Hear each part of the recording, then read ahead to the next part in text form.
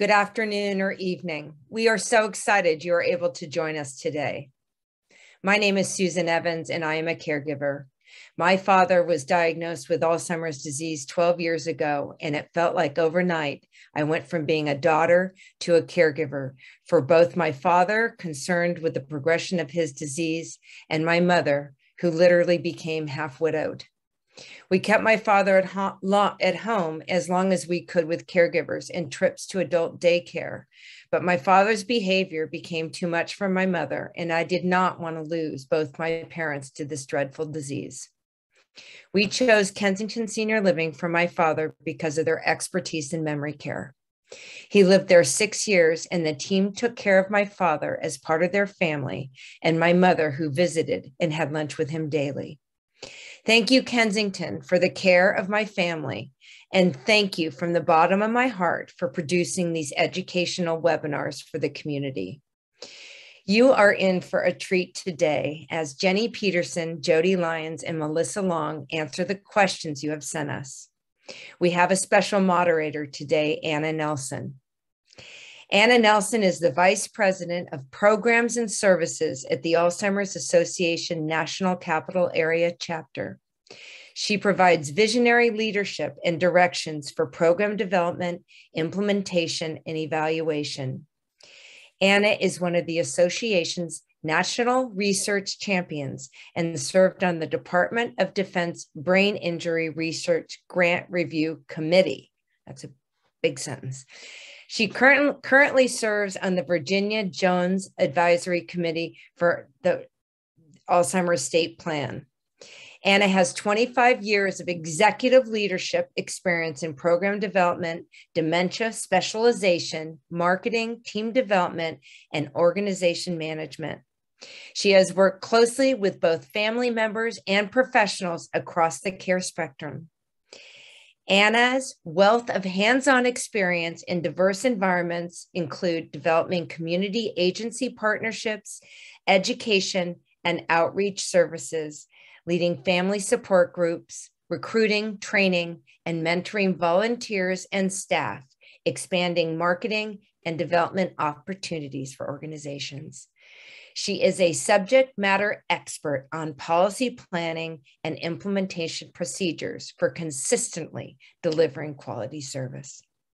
Previously, Anna was president and executive director of the Stanford Senior Center in Connecticut and Connecticut Regional Director for the Alzheimer's Association. She is a former president of the WIC Directors Association for Maine, certified law enforcement instructor by Police Officers Standards and Training Council, and health board member. Thank you all for joining us today, and please join me in welcoming Anna Nelson. Thank you, Anna. Thank you, Susan. Hello, everyone, and thank you for joining us today for a special program called Caregiving Coast to Coast Part 2. Our panel of experts are here to provide you with caregiving advice. Before we begin, I would like to thank the Kensington Senior Living communities for supporting our conversations. I want to take care of a few housekeeping notes. Thank you to those of you that have submitted your questions ahead of tonight's program. We're broadcasting live and we're going to take your questions throughout the program. Just submit them using the chat feature. Informal unpaid caregivers shoulder much of the care burden for individuals with serious illnesses. And for those of us that are caregivers, a diagnosis of Alzheimer's or another dementia is life-changing. When a diagnosis is made, a lot of families don't know where to turn for help. Some caregivers need help when the person is in the early stages of Alzheimer's. Other caregivers look for help when the person is in the late stages of the disease. As the person moves through the stages, he or she will need more care. Symptoms such as memory loss and confusion will present more challenges over time. You will need more help. You may feel that asking for help shows weakness or a lack of caring, but the opposite is true. Asking for help shows your strength. It means that you know your limits and when to seek for support. Today, you have the opportunity to ask your caregiving questions to our experts from coast to coast. I would like to introduce you to our panelists. Let's start with Jodi Lyons. Jodi is author and care consultant who helps older adults and those with special needs find the care they need. Jodi, please tell us a little bit about your work.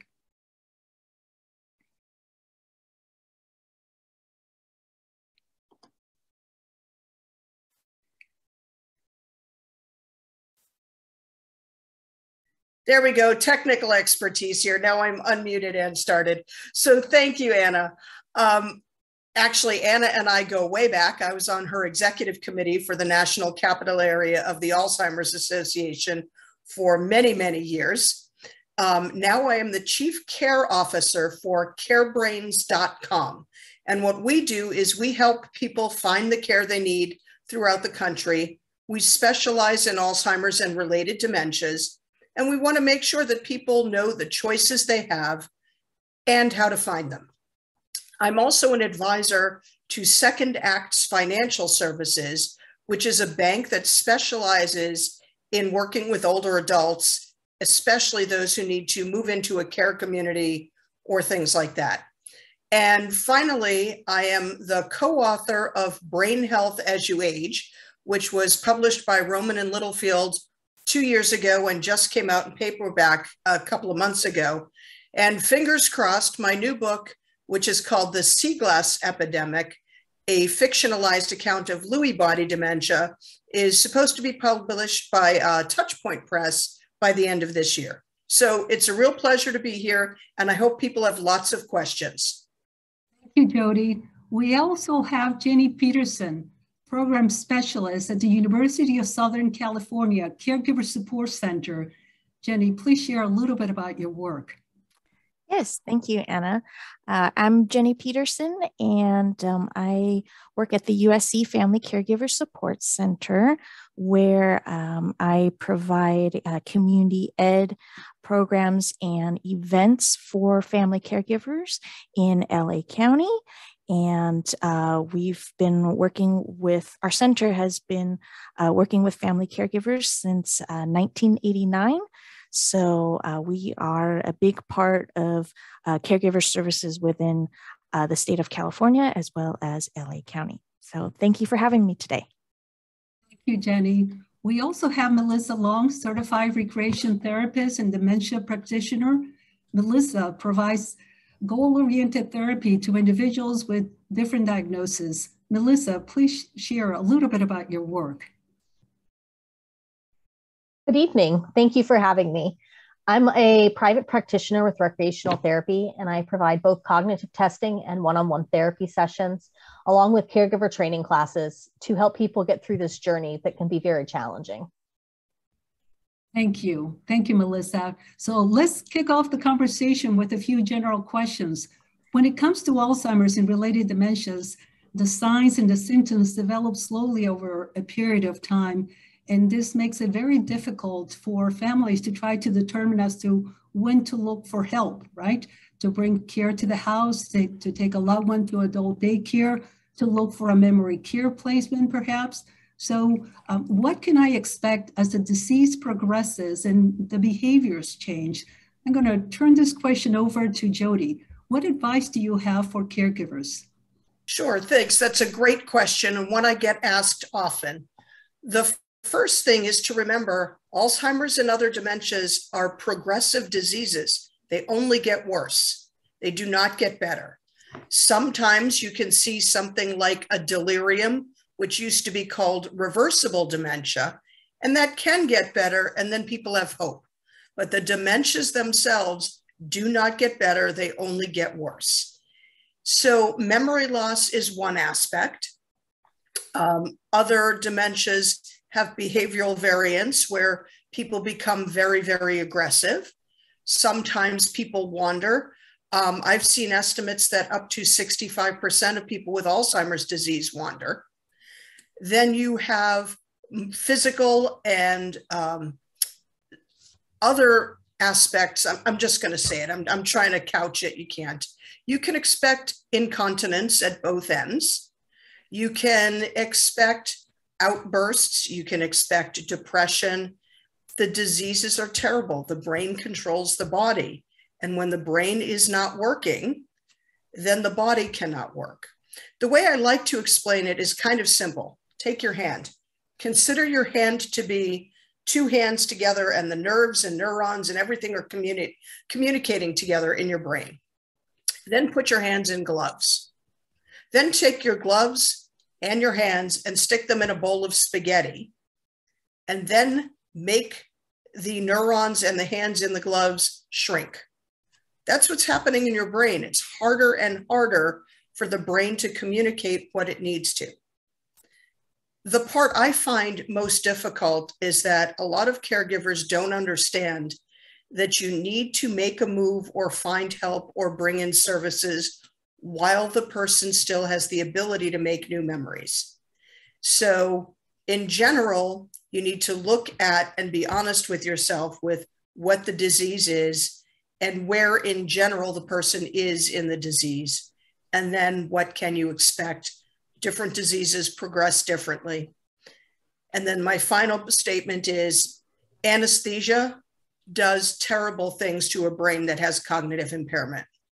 So if you are looking to have anesthesia, you really need to talk to the anesthesiologist, see what's necessary or not necessary, see whether the surgery is necessary or not necessary in the context of dementia.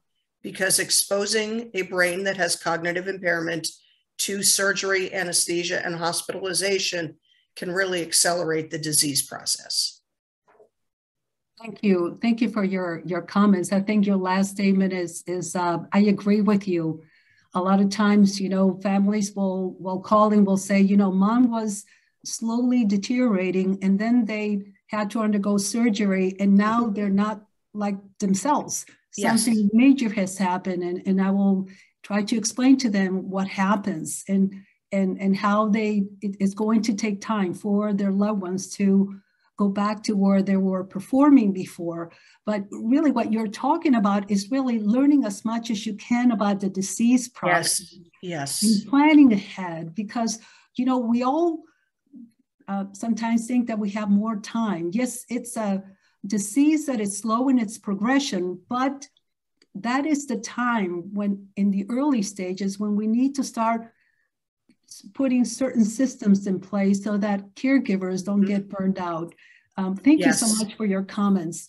Another question that we get to ask a lot, and really in support groups, has to do with the guilt that caregivers feel when they lose their patience with their family members. They will say things like, she follows me around all day and I can't do anything else. Are there any tips for me? And families will add and will say, I feel so bad that I lost my temper with my family member.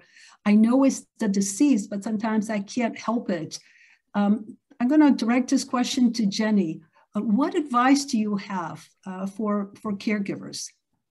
Well, I think the first thing for them to remember is that it's natural to feel frustrated, when you're put in this kind of situation, and many caregivers feel the same way. They feel guilty, they feel impatient, right? But it's important to keep in mind that this is happening because of the disease. The person is not doing this to irritate you, and to frustrate you. They genuinely are sort of they're in a confused state. And so they're asking you because they sort of get stuck on this one, thought, and they can't get past it. So one of the things you can do is distraction, of course, try to change the subject, try to get them to focus on something else. But the other thing is just to kind of know that, even though you may be frustrated and you may, want to just tear your hair out, once again, they're not doing it on purpose to irritate you. And the other thing to keep in mind is that when you speak to them, make sure to pay attention to your own tone and your own body language. A lot of times it's not even the words that they're hearing. They are kind of noticing your body language, your stance, and the tone of your voice when you're speaking to them. And so that may also sort of agitate them further in terms of just being able to sense that you're angry and frustrated with the situation. So there's definitely a lot of different parts to that. Thank you, Jenny. So I think for me, the key takeaway is to really watch how we are presenting ourselves, right? Because they will grab to that. And if we look tired, they might think that we're upset at them, right? So it's a matter of really, I would say to folks, you know, before you go into that room where your loved one is, take a deep breath and exhale and put on that smile on, because they will gravitate to that, and they may not know exactly why you're there or who you are, but if they see somebody that's coming in with a smile, they might say, oh, I want to be part of that. I don't know what they're doing, but I want to do that. Yeah, they can sense it. They can sense it for sure. Yeah. Thank you. Thank you for reiterating that. Simple strategies that we can put in place that will make a huge difference. Melissa, what would you say when a family member says they're repeating themselves over and over again? What can I do with that? So I think, as Jenny said, you know, redirecting, distracting them, finding something purposeful for them to do, I think is really important. It could be as simple as having them set the table, and they may not do it right, but that's okay. If they're enjoying it and it's giving them purpose, that's really important. Because I've noticed with a lot of people I've worked with, they lose their sense of purpose, and that causes agitation. And then they don't know how to express that. So it comes into saying the same thing over and over again, because what they're thinking up here isn't coming out here. And so we don't understand what they're trying to say, but they think they're saying it correctly. And I think in those scenarios too, it may also be cueing the caregiver a little bit that maybe it's time to look at the adult day centers, or to look at having someone come in and help, so that one, you get a break, but two, they have someone else who can work with them. Because depending on the stage that you're in with your dementia, you can't just put a puzzle in front of someone if they're moderate to late stage. They need someone to sit there and do it with them. And you may not have the time or the patience for that, but you could have someone come in and do that for a short time to give you a break, also giving them stimulation. Thank you. Thank you very much. When a person with dementia is you know, unwilling to do something that we want them to do, we may say that they're refusing or resisting care. Why is it that is happening? Jenny, I'd like to direct this question to you. Yeah, well, it definitely depends on what stage of dementia they're in as well. But what I tell, just in general, what I tell caregivers is that, you know, imagine that just think about it. You've been an adult your whole life, right? You've made your own decisions for how many years? You've done things your own way for how many years?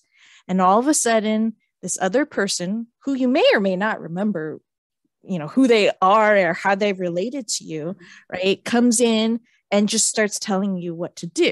And I think that's even for us who, you know, there's nothing wrong with us. There's no dementia. We still kind of, you know, we would feel like, hey, why is this person trying to tell me what to do? Why is this person trying to boss me around?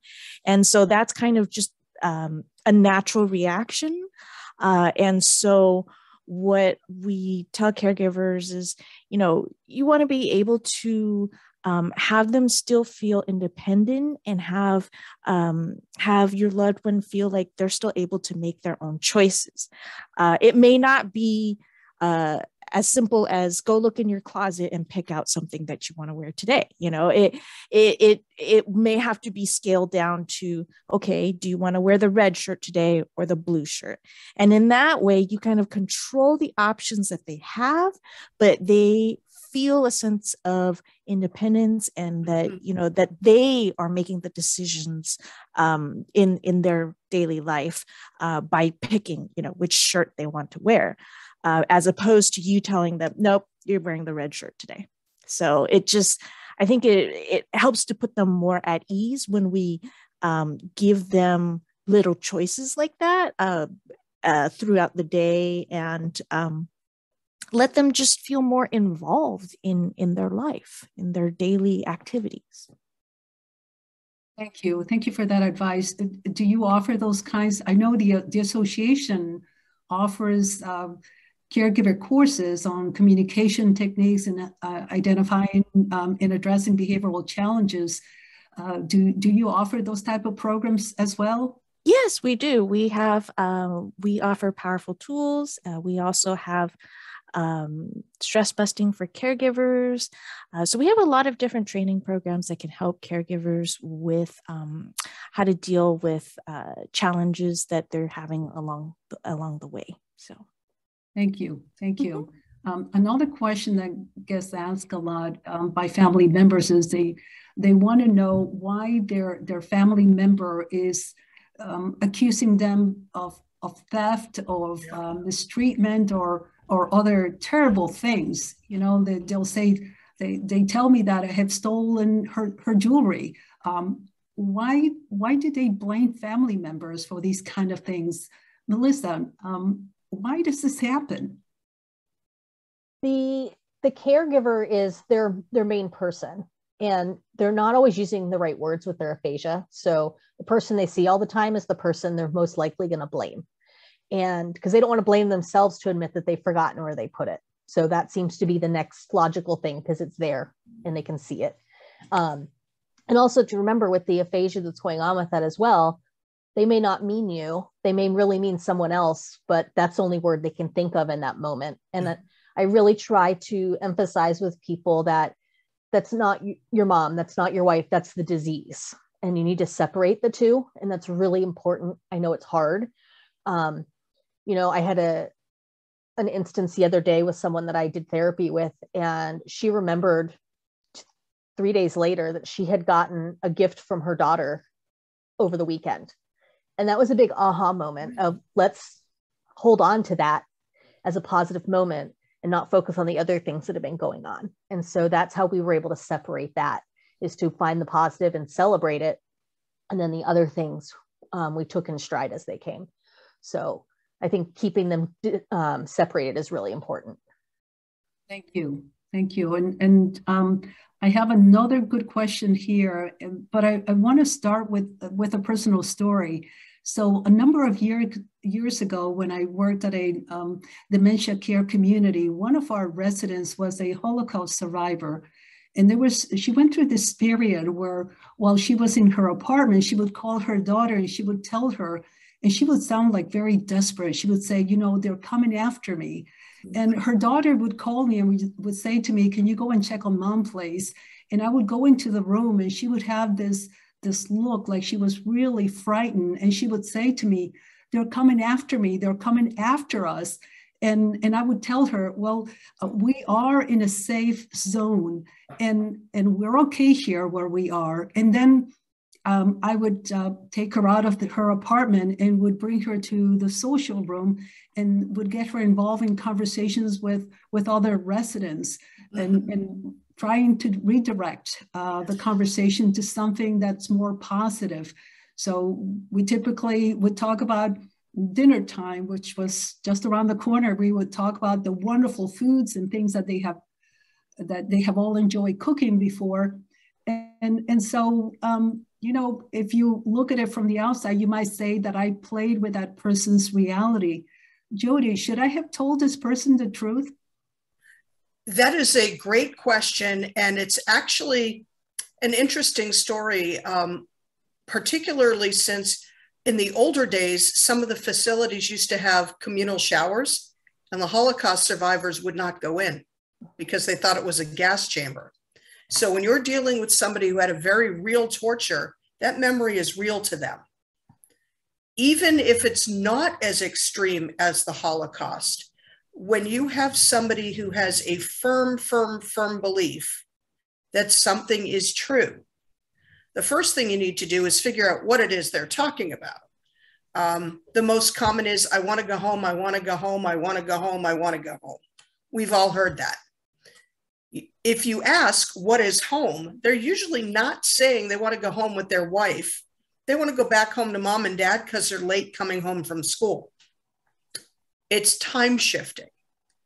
So the real answer to what you're asking, Anna, is something a lot of us call therapeutic fibbing, which is you acknowledge the emotion beneath the thing they are worried about.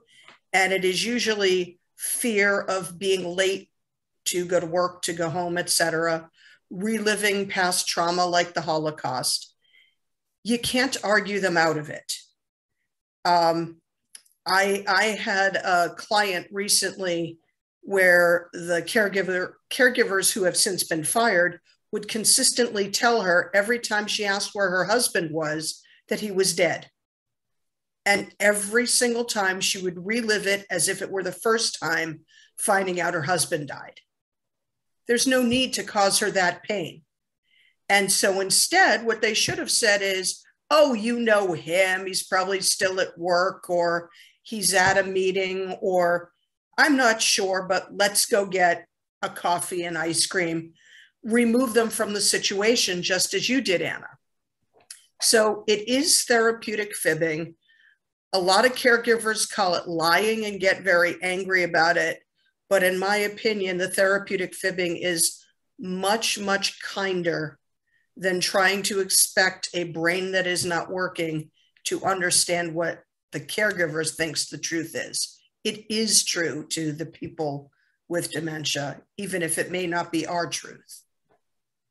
Thank you. And so for me, the big takeaway is that we need to remember the person's history when we're looking to provide care. And that sometimes we do have to come up with techniques for coping with what some of us would call dementia delusions. Yes. And by validating their feelings and then redirecting that conversation. So for me, I think that it's important to remember that, and you stated this before, that a person's reality is as real to them as our reality is to us, right? So using this approach and thinking about the fact that it's the deceased taking its toll, and that we need to come up with a way to communicate with them, to redirect him to a positive place. That's a good strategy to use. It's just that many of us are not comfortable with that, right? But we need to understand, and I think that Melissa mentioned this, the deceased has taken its toll. But it's hard when we're the children, when we're the spouses, right? To think of it in those terms. Absolutely. I just have one other quick to kind of lighten up that part of the discussion. When my friends had really little kids, the kids went through the monsters under the bed stage. There's a monster under a bed, the monster's in the closet, they're not going to go to sleep, etc. The kids were genuinely terrified of the monster. One of my friends got air freshener, monster spray, because you couldn't prove to the kid that the monster wasn't there. They thought you just didn't see it. So they had monster spray and they go spray air freshener. And that technique worked. The monster was real to the children. The monster is real to the people with dementia. You just have to help them break that cycle and get away from the fear. That's a great strategy. Thank you. Thank you for that. Yes. We all do things that give us pleasure, right? And that adds meaning to our lives. Persons with dementia may want to continue to be active and to continue to do things on their own as much as they can. So how can we help a loved one with dementia organize their day to do an activity? Or should we just go ahead and step in and do things for them? Sometimes families will say to me, it takes them so long to do things on their own. Sometimes it's painful to watch. Melissa, what suggestions do you have? Well, the famous thing I always say is if you don't use it, you're going to lose it. So it's really important we let them keep doing things because it keeps them functioning. It keeps them moving during the day and having that purpose. If we do everything, yes, it can get frustrating for us. It may take them 10 minutes to button a sweater, but they have that sense of accomplishment at the end. And we just need to let them start sooner if we have somewhere to be. I think having an orientation clock and a calendar in the house is a great start because that's really going to help them be able to say, yeah, I know it's Wednesday because they can see that, or yes, I have to go to the doctor today because it's written on the calendar. And I think finding purposeful things for them to do, if it's folding laundry, even if it's not folded correctly, or having them do yoga from YouTube. But we do have to remember, depending on where their level is with dementia, they may not be able to do these things independently, and you're going to have to sit and do it with them. And if you aren't able to do that, bringing in the tools to provide that, or taking them where the tools are available to give them that structure. But having those things to engage them in a set routine, same time to wake up, same time to eat, same time to go to bed, are so important to help them thrive. Thank you, Melissa. You just reminded me of a very dear friend that I made at one of this memory care unit that I worked at.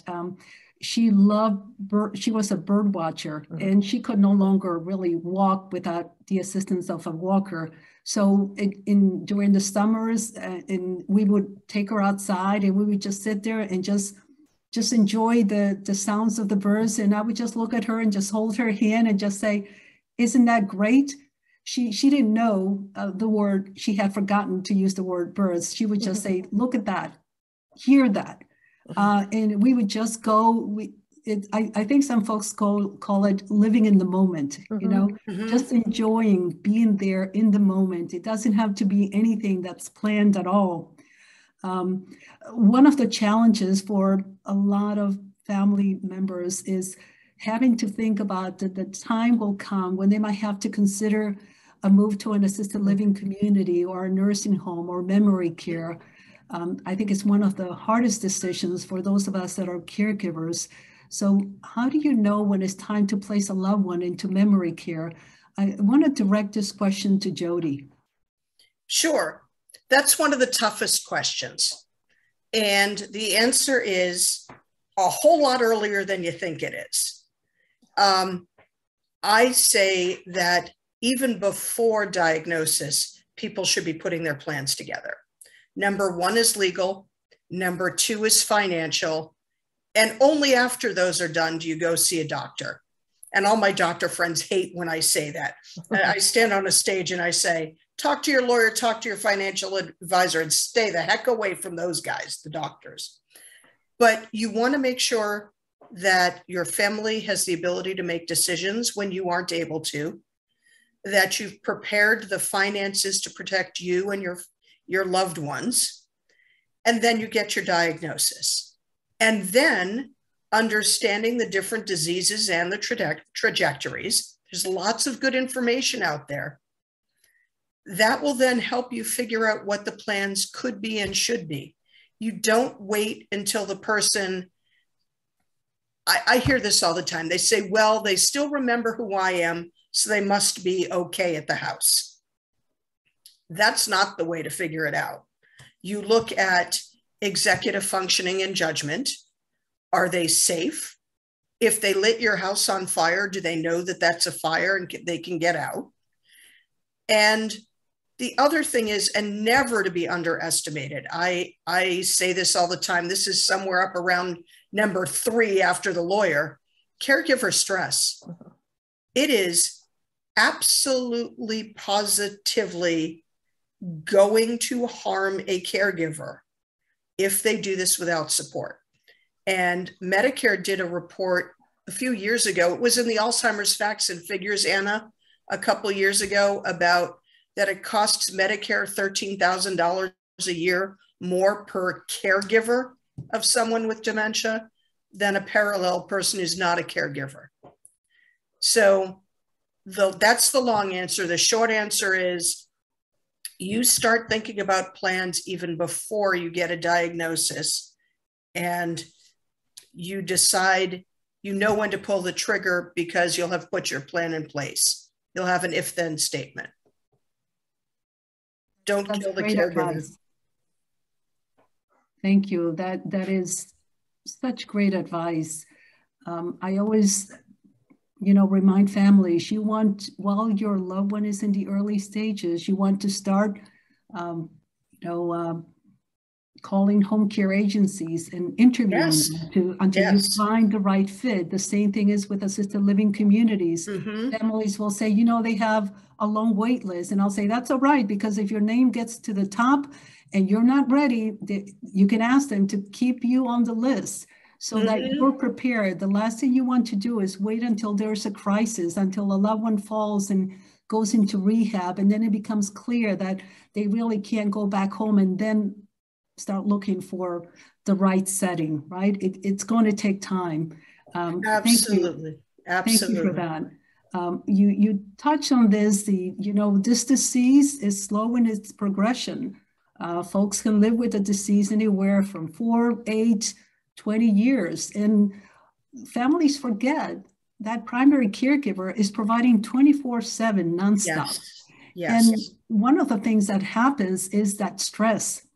So what can caregivers do to lower their stress level? I hear that there are some breathing techniques that can help with this. So Melissa, what advice do you have for caregivers? Yeah, so, you hear, oh, you can do some deep breathing, and there are a couple of different options. And I actually put together a handout that they're going to send you guys afterwards that has some different ones, but there's modified Lyons breath. There's progressive muscle relaxation, because all of our stress goes in our shoulders and our neck as caregivers. So that can help as well. Equal time for breathing in and out. There's deep breathing, but I put a bunch of examples because everyone reacts to these modules in a different way. It works for one person, but not for another. And so I didn't want to give just one, because you need to figure out what works best for you. The other thing I added was guided imagery, because sometimes people can't do the deep breathing and the meditation. It's too quiet. So guided imagery is a great option. So I think I put 4 or 5 links, and you have to find the right one that fits with that too, because a voice can be really annoying, and you've got to find the one that you want to listen to. Yeah. But I think what's truly important is that we remember that you're not alone in this process, and we have all these great support groups, and that doesn't always work for everybody. So what's your other option? Doing one-on-one therapy, and that is okay. Yeah. And I highly recommend it if a group is not working for you, to seek out someone to talk one-on-one with, because sometimes your story doesn't fit. We have the sandwich generation right now, being caregivers. And so you might have all spouses in the group, and you're a daughter or you're a granddaughter, and you don't feel like you fit in the group. So there are other options out there for you. So you have to find what works for you, whether it's group, private, breathing, guided imagery, but take care of yourself, because I can tell you from my many, many years of experience, the caregiver seems to go first because they don't take care of themselves. Yes. Yep. And then the person with dementia is still in the care community or having an emergency placement because they were at home with them. So please take care of yourself, and it's okay to step away to do that. Thank you, Melissa. We look forward to getting that list of tips. I think we can all use that in our everyday lives, right? Thank you to our panelists for the great conversation. We're now going to go into the Q&A. It's hard to believe we're towards the end of the program. So one of the questions that I see here on the chat is, what is the difference between loss of memory, dementia, and what are the indications when someone with dementia is declining? I'm going to throw it out to our entire team. Who would like to answer that question? I don't mind starting. So basically, dementia is an umbrella term. Dementia is a cluster of syndromes and symptoms. Alzheimer's is one disease, and memory loss is sometimes a symptom of some of the dementias. It's not always the first one, and that's where people get lost. For example, one of the biggest signs that all of us on the panel see when we recognize somebody needs help is financial mismanagement. So, for example, I had a client who spent $10,000 in charitable donations, $100 at a time, to this same charity. They would send her a mail piece. She would write a check. They'd call her to say thank you. She'd give them her credit card. They'd send her a thank you note in the mail. She'd write them a check, etc. So memory loss is only one piece of it. We also look at executive functioning, judgment, short-term verbal recall, long-term verbal recall. And there are a lot of good screening tools that all of us on the panel work with to help people determine what is going on in the brain in practical purposes, not just somebody's repeating themselves or forget stuff. Thank you. So a follow-up question to that, and let me send this over to Jenny. The person is asking, I heard that this is a disease that is in steps, not gradual. Can you explain that? Sure. So what we usually show in one of our classes is that there's what we would call a normal part, right? Where it's flat and it's what we would call a plateau, right? And that's what we call when everything is kind of everything is kind of settled. There's no new developments in your loved one's behavior. And so that lasts for a little while. And then you go into crisis mode where, perhaps something has changed, right? And so that goes down, but it doesn't go down forever, right? It comes to a point where it again hits a plateau, and then you get to another new normal, what we call it, and everything gets settled again. You kind of learn how to adjust to whatever changes have happened, right? And so it's definitely in steps where it goes like straight and then down and then straight and then down. But the thing to keep in mind is that the line is always moving downward. It's, like Jodi said earlier, it is a progressive disease, and, there is no getting better from it. We can learn to adapt to, the different changes that happen. We can, we can get very good at,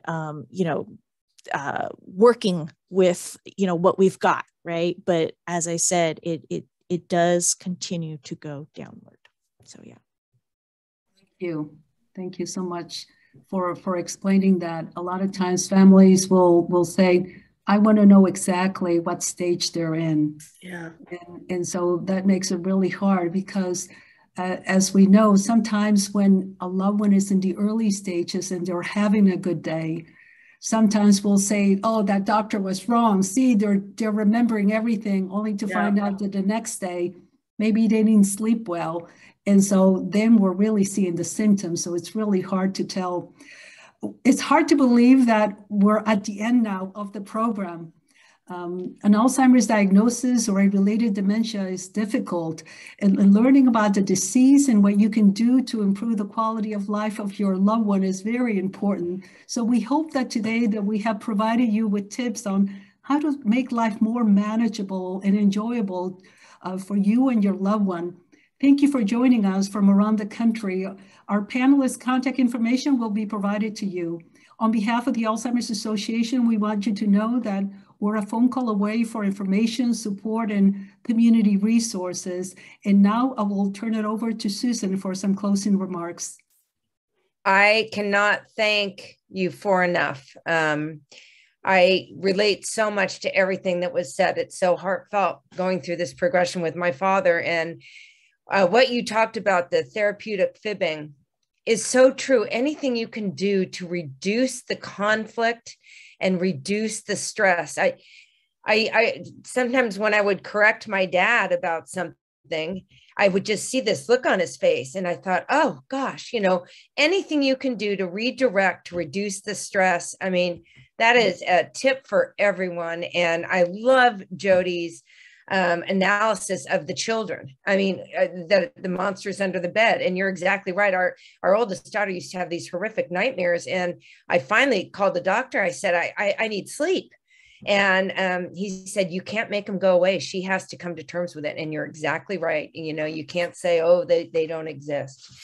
And all the advice on reducing stress, and I can't wait to do your breathing techniques. Mm-hmm. Everyone should be able to do that. And that could be something you could do, who you're caring for with. You talk about redirecting. Let's try this together and let's do this together, because I think it could be helpful for all parties. And then I love the advice about, and Jodi, you hit it on the head. You have to have your options in place. And Anna, you added into that, because this disease sneaks up on you.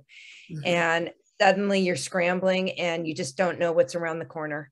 And because of what Jenny talked about, how the disease progresses in steps, that's why you need your options in place. You just don't know. I mean, literally one day my dad stopped walking and there was no indication that, oh, he's not going to walk anymore. But one day he just forgot how and never walked again. So you just don't know really what's around the corner.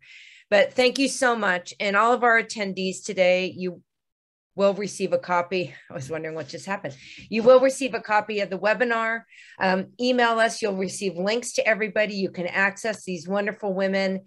I hope everybody gets the support they need. And again, thank you so much, Anna, Jodi, Melissa, and Jenny. I just applaud all of you for the work that you do every day. So thank you. Thank you. Have a great evening or a great afternoon, depending on where you are. Terrific. Thank you. Thank you. Bye. Bye.